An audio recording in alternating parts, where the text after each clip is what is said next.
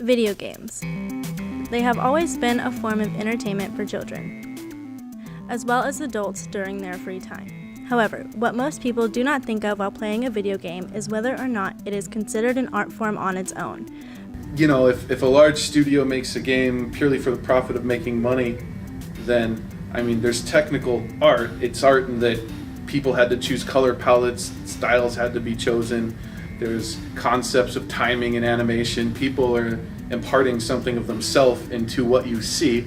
So in that sense, it's art. But I think, personally, what I define as art in video games is, was the game created for the purpose of making money or for the purpose of making people feel something, with money being a byproduct of that we all hope to get. Video games are rarely viewed as an art form because of how new they are in the media. They have only been around since the early 70s when Ralph Baer created the Magnavox Odyssey, the first home console. Soon after, Atari created Pong, and eventually the Atari 2600. Nolan Bushnell, the founder of Atari, is often credited as the father of video games. In the mid-80s, Atari found themselves in trouble with the video game crash, where games were literally buried because they would not sell. Many thought video games were a passing trend. So long as there is electronic media, there will be people who want to use it to express something. And that something is typically going to be interactive. Nintendo saved the video game industry with the NES, paving the way to different types of video games being created. Today, many different types of games, like fighting games, first-person shooters, survival horror, and role-playing, have become very popular. With each of these game genres having different play styles and more options to choose from for the players, it just shows how far video games have come as an art form, as well as the tools that are used to create them. Video game creators use the tools found on computers to give video games their 3D effect. Tools such as the Creation tool and the Debugger tool are what allows the creators to select the objects and put them where they want it to be.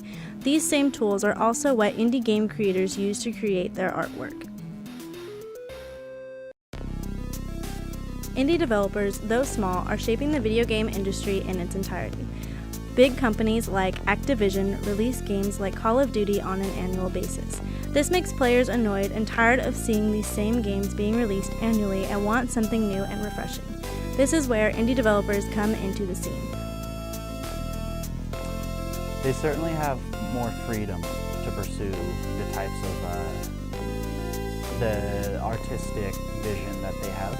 There's nobody who's going to tell them, well, that doesn't fit the market we're trying to go for. That doesn't mean that they're not able to do so. For example, the game Journey was developed by an indie company known as That Game Company. It was very innovative at the time for its open world exploration in a vast game world, which had not been done at that time or at that scale.